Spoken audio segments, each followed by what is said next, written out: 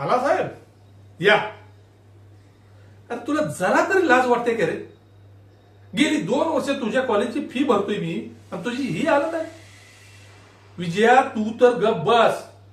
अजिबात तोंडातून शब्द काढायचे नाही.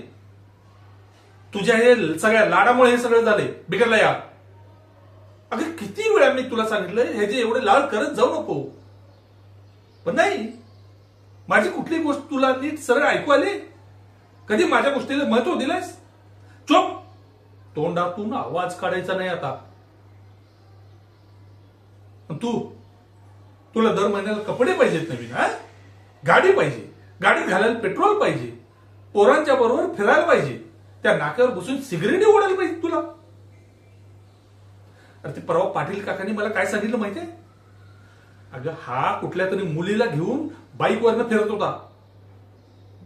मुलीला बाईकवरनं घेऊन फिरायला याच्याकडे वेळ आहे, पण अभ्यासाला अजिबात वेळ नाही.